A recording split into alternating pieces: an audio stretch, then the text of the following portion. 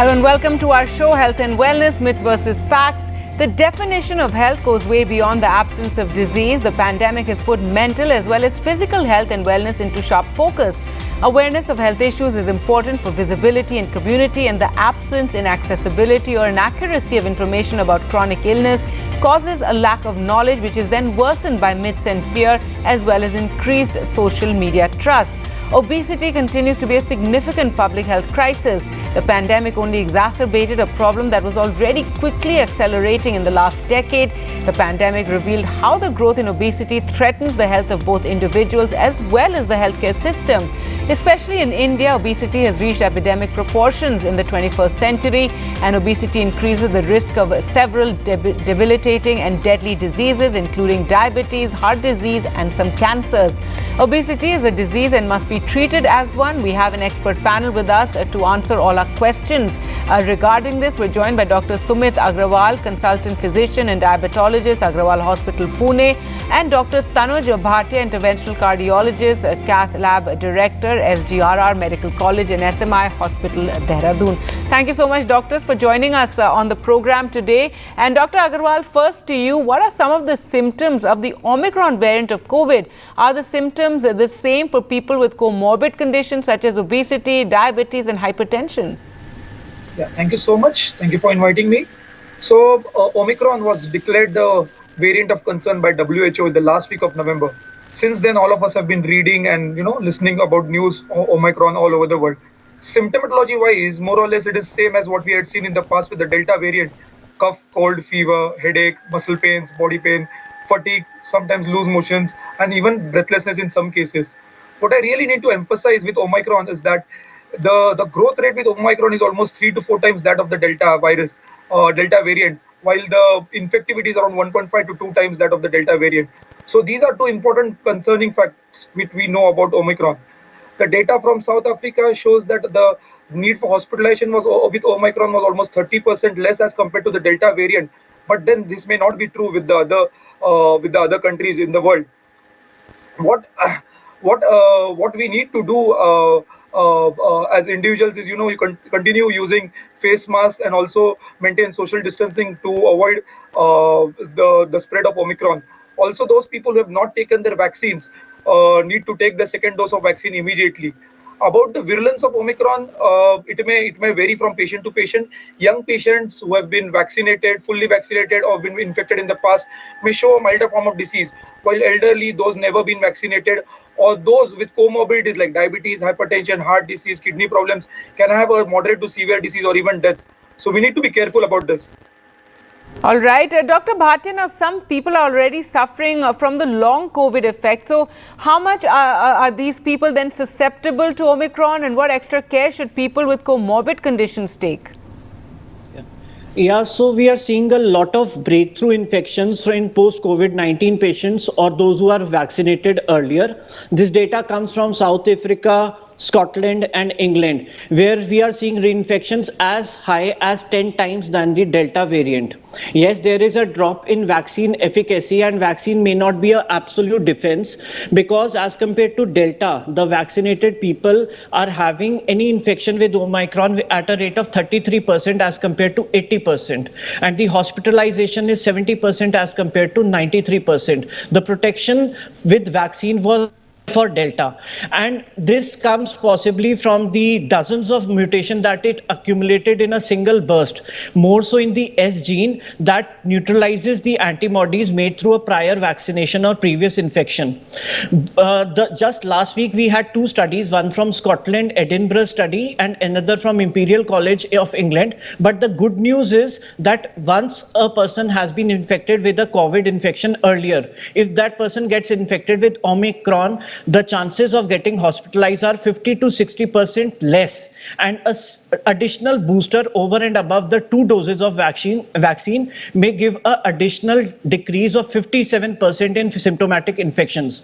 And if you ask about comorbid, unfortunately, we do not have data for that right now. Most of the studies have concentrated into 20 to 39 years of age group. So what threat this Omicron has, it has to be suspected on the basis of the R value that is 4 times higher possibly than the Delta. And we do agree that it is transmissible enough to outcompete the Delta variant. And just I'm slightly worried that with it being so aggressive and having such a high reproductive rate, we should be cautious about the chances of developing more mutations. It is fast moving and all that, it might spiral out of control. So we should just focus on improving the prevention as well as noticing how it behaves in the older, higher subgroup, suspected age groups.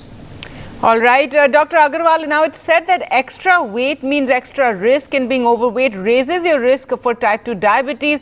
Why are overweight people at high risk of developing diabetes? So, to define obesity, obesity is a condition with excess body fat accumulation, which leads to adverse health problems. To quantify obesity, a body mass index of more than 30 kg plus meter square, we say that the person is obese, while those with 25 to 30 kg plus meter square of body mass index are said to have overweight. So if you look at the prevalence of obesity in India, it is around 40% in adults in India and around 50% in children. This is a really concerning number, with 15% children being obese. About diabetes, there are around 74 million cases of diabetes in India, and it is said that 1 in every 12th adult in India is a diabetic, which is a huge number. So what happens in obesity? Why are obese people more prone to become diabetic? So there is, in the obese people, the fat tissue, there is excess accumulation of nutrients in the fat tissue. Now this is a stress on the cells, which leads to release of certain inflammatory proteins called cytokines. What the cytokines do? The cytokines act on the insulin receptors on the cell and make the cell resistant to insulin. Now, what is insulin required for? Insulin is a hormone needed for uptake of glucose to convert into energy. So now if there is insulin resistance, there will be excess accumulation of sugar in the body, which is lead to cause high sugar. This along with beta cell dysfunction. Now beta cells are the cells responsible for insulin secretion in the humans. So this along with beta cell dysfunction leads to type 2 diabetes mellitus. Now, now this is how an obese person is more prone to become diabetic. It is said that the chances of obese turning out to be diabetic are almost 80 times more than that of a non-obese person. This is a very important number. All right, so that, really ups the risk of developing diabetes, a lifestyle disease, which means you'll just have to change the way you live, essentially. Now, Dr. Bharti, obesity is also becoming widespread among many countries across the world, and this could be due to the altered lifestyle being followed post-COVID as well. So what is the difference between being overweight and being obese, and what are the health risks of obesity? We already talked about diabetes being one of the big risks. Yeah, right. The global obesity pandemic has been well established, especially since 1980s, and this pandemic just aggravated it. Obesity contributes directly as well as indirectly to cardiovascular risk factors that includes dyslipidemia, diabetes as mentioned, hypertension, sleep disorders, and eventually vascular events, whether it be atherosclerotic cardiovascular disease, brain strokes, heart failure, arrhythmias like atrial fibrillation, and even sudden cardiac death.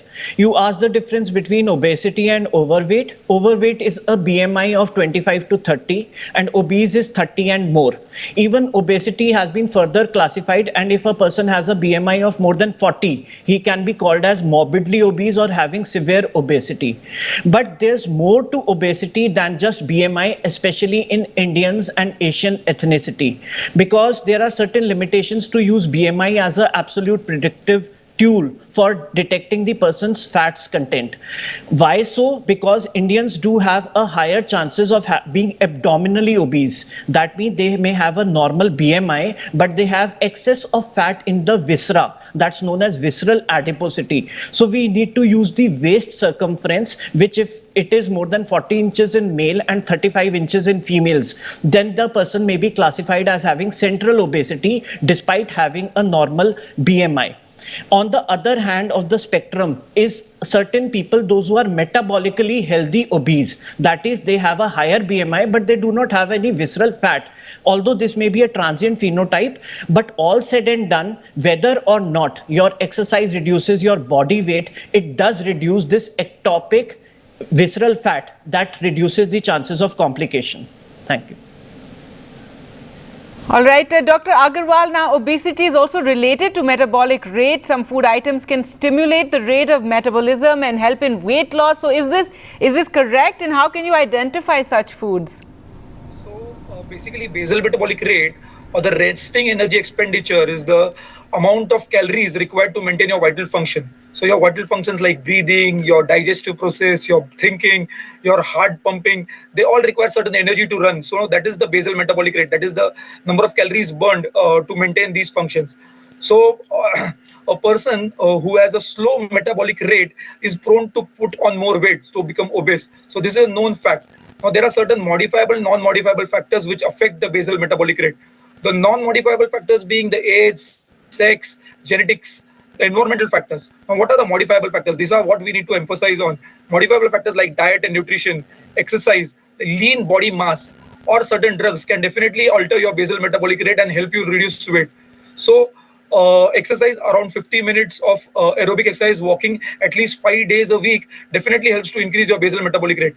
Certain food items, can improve your basal metabolic rate and help to burn more calories, and definitely which in turn leads to weight loss. So what are these food items? High protein diet definitely increases your basal metabolic rate. Certain certain micronutrients like iron and selenium, which are seen in egg, meat, are known to improve your basal metabolic rate and thus in turn help you in weight reduction. Other items like tea, coffee, which is rich in caffeine, can increase your basal metabolic rate along with ginger. So definitely these are the food items which we look forward for reducing weight or help in increasing your basal metabolic rate. All right. Now, Dr. Bhatia, should a person with heart disease focus on lowering his or her dietary cholesterol or saturated fat to prevent the risk of heart disease? And how much cholesterol in diet is allowed, and in what form is it the best?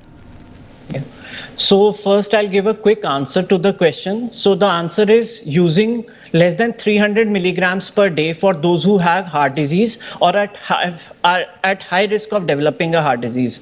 And if the person has had a past vascular event, the recommendation is less than 200 milligrams per day. The major contributors in descending order will be meat, eggs, grain products, and full fat dairy products. One large egg usually has approximately 186 milligrams of cholesterol. 100 grams of meat has 100 milligrams of cholesterol, and 1 cup milk has 24 milligram of cholesterol. So we see mostly the cholesterol comes from animal-based diet. So automatically, if we choose a plant-based protein source, that helps us limit our cholesterol intake. But I would now point out that this recommendation of 300 milligram or 200 milligram has been withdrawn by major health advisories. And as Gargi, you earlier said, a lot of social media, WhatsApp messages circulated and it undertoned its effect. But let's cut through this confusion. Why was this eliminated? Because most of the diets that we were focusing on, that was DASH diet, Mediterranean style diet, all were inherently low in cholesterol. They emphasized fruits, vegetables, low fat, low dairy products, lean protein, liquid vegetable oils. So it's not a controversy. We do need to reduce the dietary cholesterol, but it just modestly increases the plasma cholesterol or LDL. And we do have variations in the response. So for a healthy individual, we can all recommend is that reduce the total amount of cholesterol, especially if you want to reduce the risk of developing dyslipidemia. Lacto-ovo-vegetarians, that means those people, those who do not have meat, may have slightly higher intake of dairy or eggs, but again, the word is moderation. And especially those who have heart failure, diabetes, or dyslipidemia, they must be extremely cautious about the amount of cholesterol intake that they take in their diet. All right, so very important points to keep in mind, and interesting to know that the advisory has also changed regarding cholesterol. Our doctors will slip into a short break and return with more questions for you. Stay with us.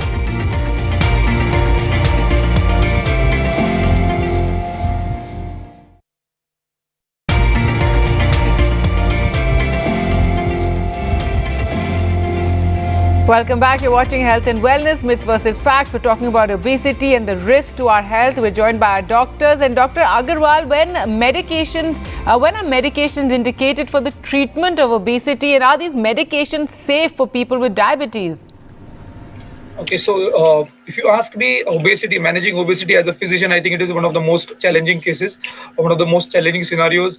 Each individual has to receive the individualized care plan to address the root cause of obesity. So basically, there are two things. There are behavioral changes, which includes the diet and the exercise, while there are certain adjuvant therapies such as psychological support, drug pharmacological therapy, and also surgical intervention. So the Endocrine Society recommends that the use of diet, exercise, and behavioral changes should be the part of all obesity management programs. If a person, despite taking adequate precautions in terms of diet, exercise, is still not losing weight or is not able to achieve his targets, these are the individuals which should be considered for pharmacological therapy or a surgical intervention. So what are the drugs that are recommended for the obesity? One of the most oldest drugs, that is Orlistat. It was developed long back. It has been used for managing obesity. It acts by inhibiting fat absorption, acts as a lipase inhibitor, and thus helps in weight reduction. Very safe, can be used in patients with diabetes. Another group of drugs, the GLP-1 agonist, liraglutide, semaglutide, have been used for managing diabetes for quite some time now. It have been recommended for weight reduction as well. Very safe drugs for diabetes. Other drugs like naltrexone and bupropion combination, these act on the brain by different pathways, reduce the appetite, increase the metabolism. Again, safe in diabetic patients. Of course, these drugs cannot be used on their own, or they have to be supervised by their treating doctor or physician. All right, so important to keep that in mind to always have it supervised by a doctor. Dr. Bhatia, now it is seen that heart attacks are more common in obese people. What is the relationship between obesity and cardiovascular disease? Okay. So indeed, yes, heart attacks are more common in obese people. It is a very strong risk factor for development of entire cardiovascular disease, be it brain strokes, heart attacks, and especially because patients with obesity, they experience the event at an earlier age. They live with that disease for a longer time and have a overall shorter lifespan as compared to individuals with normal weight. But that said, I would also admit about a term that is called as a obesity paradox. In patients, those who have had a cardiovascular event and they are overweight, or those who have class 1 obesity, that means a BMI of more than 25 to 35, they surprisingly have a better short-term 10-year outcome as compared to those with normal BMI. The reason possibly might be that they must be catching attention earlier, they must be receiving treatment earlier, or additionally, in heart failure patients, there is a lean paradox, wherein a low BMI patient reaches the point of cardiac cachexia, that is weakness, earlier. So all said and done, obesity is a very strong risk factor, and we may promote weight loss to reduce this risk. And these days we do advise a hypocaloric diet, or the change in the pattern of diet from carbohydrate to fat to more of protein, a low fat, less than 30% of from the fats, taking more proteins, avoiding refined sugars. These days, a lot is in vogue about intermittent fasting, maybe twice a week, or time restricted eating, that is eating for a few hours a day, are the way forward. But again, we should aim weight loss over a period of 3 to 12 months. Suddenly reducing weight with keto diets is not recommended at present.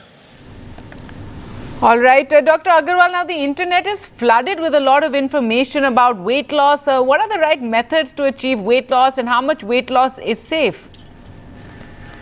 Okay, so about the safety of weight loss, recommended weight loss is around 500 grams to 1 kg of weight loss per week is recommended. Losing more than this is going to put you at risk of losing muscle mass. There can be a high risk of gallstones. There can be nutritional deficiencies, and what is more important, it can definitely reduce your basal metabolic rate, which is again not good if you are going to lose more than 1 kgs per week. So there are multiple weight reduction programs available on the internet, different diet plans like the Atkins diet, the low carb diet, the vegan diet, the paleo diet. Most of us, we must have gone through these diets. You can pick up any of these diets, but this has to be supplemented or complemented with a balanced exercise. What I recommend all my patients is, hypocaloric diet, as Dr. Bhatia mentioned, a calorie restricted diet along with good exercise, that is around 50 minutes of aerobic exercise every day for at least 5 days a week, should be good enough to maintain the weight. And at what point do people, start considering bariatric surgery, and what are your comments on that? Bariatric surgery should be considered in patients who, despite taking all the behavioral changes, that is diet and exercise, still they are not losing weight. A patient with morbid obesity, BMI more than 40 kg per meter square, should be considered for bariatric surgery. All right, only in those cases. Now, Dr. Bhatia, if body weight is in control, does it then mean a person's blood lipid levels would be normal and that he and she cannot get heart disease? Partially correct and partially not. Well, actually, cardiovascular disease is a multifactorial disease. Obesity is just one of the parameters, and it may or may not be associated with the lipid health or the body fatness. So the tool that we use for diagnosing obesity was BMI, but BMI is just a screening tool. What we need to focus on is whether the person is metabolically healthy or not. So all said and done, an obese person may be metabolically healthy.